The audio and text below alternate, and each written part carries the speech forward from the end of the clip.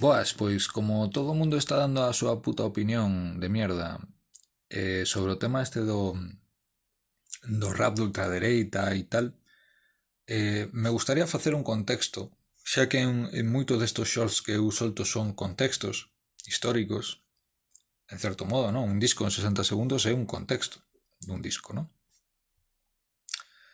Hai que puntualizar varias cousas.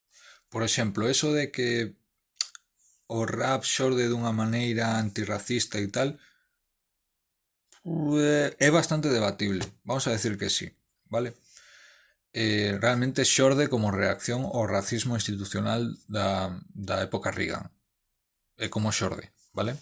Agora ben, a partir de aí, nos 90, había letras que eran machistas, homófobas, transfobas, aporófobas, ultracapitalistas, e iso, que eu sepa, non coincide coa alineación política da esquerda tradicional europea.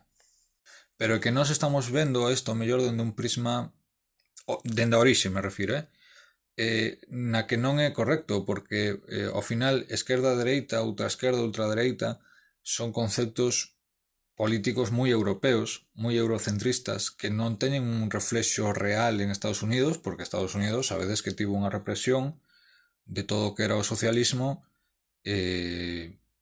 moi bestia.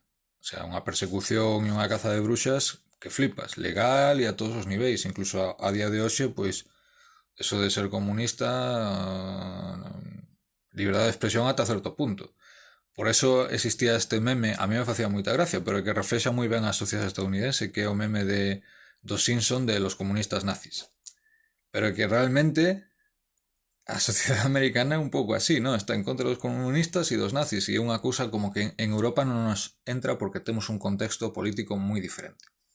Eu son anarquista, anarcosindicalista, fun secretario de organización dun sindicato anarquista, entón eu teño perfectamente claro a miña orientación política, vamos, se non a tiñades vos clara, xa vos la digo agora.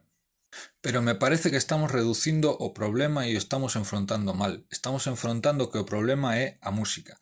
Cando eu creo que seguramente non hai tanta xente que escoite ese tipo de música como se fai ver. O problema é que haxa xente que esa música lle poda influir.